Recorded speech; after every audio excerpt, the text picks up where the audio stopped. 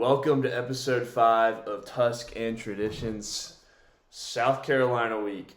I believe that I am more nervous for this game than probably the average Bama fan. A little bit to do because I remember the 2010 game very well, and my best friend growing up was a big South Carolina fan. So I watched a lot of South Carolina, and he never let me forget that 2010 game. So it's still very fresh in my mind 15 years later from that 35-21 loss we had at Williams-Brice. And for a while, we didn't play South Carolina. Like, I want to say we played them in 2010, then we didn't play again until 2019, just how the way the SEC used to be with you didn't really see someone if you're on the opposite side of the conference, with the East and the West. This South Carolina team, I don't think this current season South Carolina team is not where they thought they would be coming off last year. You know, they had a really good argument to be in the playoffs.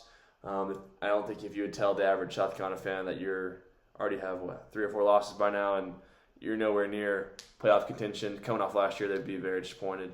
But that all being said, a win this weekend for them could turn the whole season around. That's a storied win. Last year they beat A&M. They stormed the field. It's another chance for them to have a big home win with their fans, their students, and have a storm the field when you beat Bama. So this could breathe new life into a season that, in other words, has been very disappointing. So we'll see. That being said, you're going to get South Carolina's best shot. So if this Bama team is who I think this Bama team is, they should walk into Williams-Brice and control the game. I'm always hesitant to use the word dominant. It's just really, you don't really see dominant performance anymore with just the NIL and how college football has become a little bit more equalized across the top. So you don't really see dominant performances. I mean, you do here and there, but I want to see us control the game. If we're the SEC, front runners, everyone thinks we are. The media talks us up to be that. We'll go in there and control the game. That's just what good teams do. Good teams beat teams that are better than. On paper, I don't think it's anyone shying away from the fact that we look better, have the better team right now on paper. Got to play the games, but a good team's going to walk into South Carolina and come away with a win this weekend. We'll just kind of see. Last year I think, the players we had, coaches board, whatever you want to call it, a lot of times it seemed that we were playing down to our level of competition. I want to get it completely away from that. We haven't really had much chance to prove we're different this year, considering Florida State game we lost, and then we had ULM, and then we had 4 straight ranked opponents. So we haven't really had one of these games where we were the favorite team that we won, honestly, compared to what we saw at Florida State this year. And, if you want to include ULM in that category, we can. But I'm thinking more of SEC or ACC kind of opponents like that with Florida State that we haven't been able to just beat and prove that we're better after last year's losses to Vanderbilt.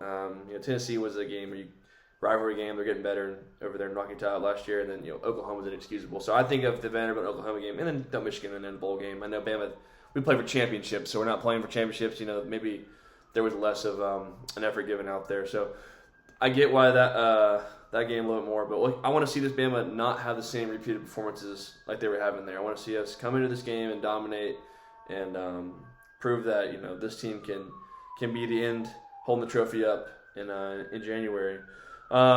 So for the South Carolina to have a real chance, I think it's going to start with Lenora Sellers.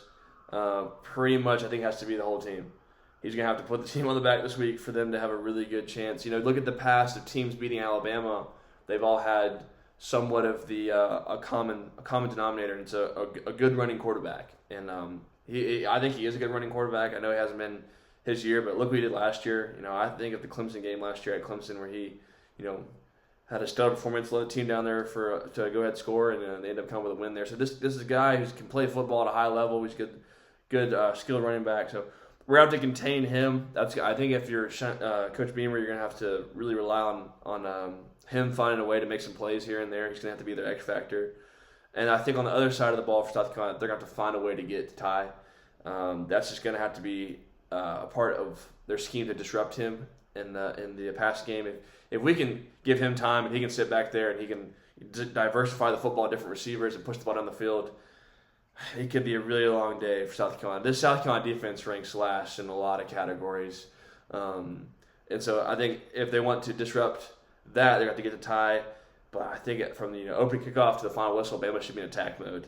This defense is a weaker defense. We've been facing the last few weeks. I think it's a good chance to get the run game going. South Carolina is the most rushed against team in the SEC, meaning that teams are looking at South Carolina and saying that we can run the football against you. So that's a stat that you might want to circle this week and see if we can finally get our run game going.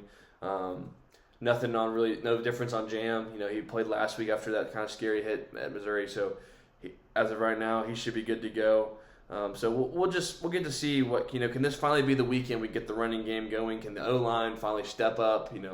Put a hat on a hat and let's go for. I'm not asking for 200 plus yards in rushing, but can we go for that 100 to 150 range, which doesn't sound like much, but that's kind of eluded us a little bit this season. So would love to see that trend start to get going. I think we're going to need that as we get going down this stretch of the back half of the season into whatever our postseason may look like. I think this game's another good chance for LT Overton and Yonze to continue. Leonze had a really big week last week with the 3 sacks against Tennessee. So can we both get a lot of pressure on Lenore Sellers? So that's going to be their game plan. So look for those 2 guys to have a really big week. I think to be able to get home and disrupt what they want to do with the running game with Lenore Sellers. My 3 keys to this game, I've kind of touched on it already, but if we can give Ty time, that's fun to say. Give Ty some time, let him push the ball down the field. I think we can light the scoreboard up. Another one we just talked about, establish the run game. This is just a weaker South Carolina defense from what we've been facing. It's a good chance to get that going. And my last key is don't let the past 4 weeks of really emotional wins affect the attitude, the hypeness, the effort level that we bring to this game. That goes back to what I was talking about earlier, where we had some letdowns, kind of played to our level of competition.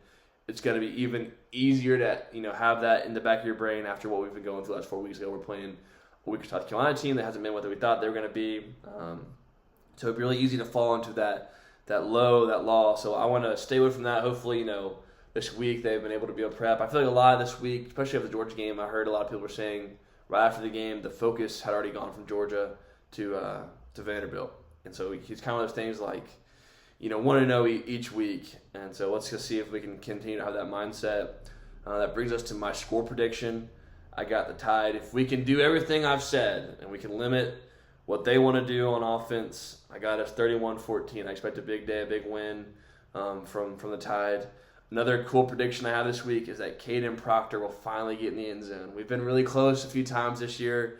Last week, it's almost, who would have ever thought I would be saying to the TV at the 1-yard line, get the ball to Caden Proctor.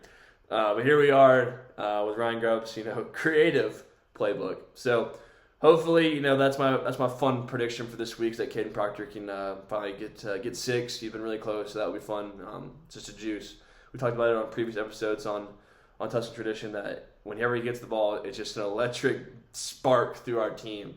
And that would be probably brought to another level if he can get into the end zone. So that's all I got for today and for this kind of pregame kind of thoughts on South Carolina.